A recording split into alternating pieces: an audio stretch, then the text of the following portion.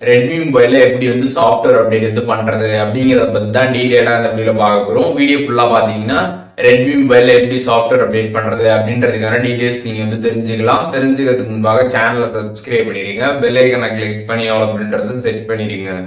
வீடியோக்குள்ள போகலாம். ரெட்மி மொபைலில் இருக்கக்கூடிய செட்டிங்ஸ் ஆப் வந்து ஓப்பன் பண்ணிடுங்க. ஓப்பன் பண்ணதுமே அதில் அபவுட் ஃபோன் ஆப்ஷன் இருக்கும். அந்த ஆப்ஷன் கிளிக் பண்ணதுமே உங்களுக்கு அப்டேட் வந்து ஷோ ஆனிச்சுன்னா வெளியிலே இந்த மாதிரி அப்டேட்னு வந்து காட்டும். உள்ளார கிளிக் பண்ணதுமே அப்டேட் ஆப்ஷன் வந்து காட்டும். அப்டேட் கிளிக் பண்ணுங்க. ஒன்ஸ் அதை கிளிக் பண்ணதுமே இந்த சாஃப்ட்வேர் அப்டேட்டை பற்றி டீடைல்ஸ் எல்லாமே பார்த்தீங்கன்னா உங்களுக்கு கம்ப்ளீட்டாக வந்து கொடுத்துருப்பாங்க. எல்லாமே நீங்கள் வந்து பார்த்துக்கலாம்.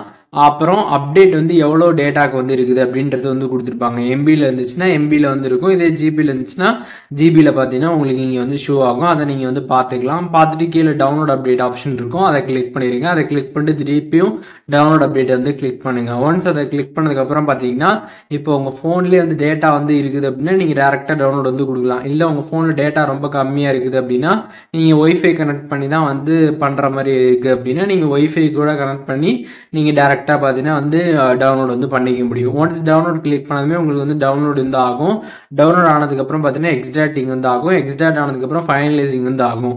ஆனதுக்கப்புறம் பார்த்தீங்கன்னா லாஸ்ட்டில் உங்களுக்கு வந்து ரீபூட் நவ் அப்படின்னு வந்து ஷோ ஆகும். அந்த ரீபூட் நவ் அப்படின்ற அந்த ஆப்ஷன் நீங்கள் கிளிக் பண்ணதுமே உங்களோட மொபைல் ஃபோன் பார்த்தீங்கன்னா ஒன் டைம் வந்து சுவிட்ச் ஆஃப் ஆகிட்டு திருப்பி வந்து ஆன் ஆகிடும்.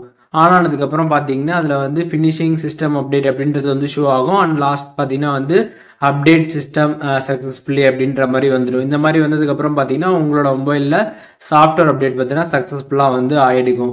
ஸோ இப்போ இந்த வீடியோ மூலியமாக ரெட்மி மொபைலில் எப்படி வந்து சாஃப்ட்வேர் அப்டேட் பண்ணுறது அப்படிங்கிற டீட்டெயில்ஸ் தெரிஞ்சிருப்பீங்க.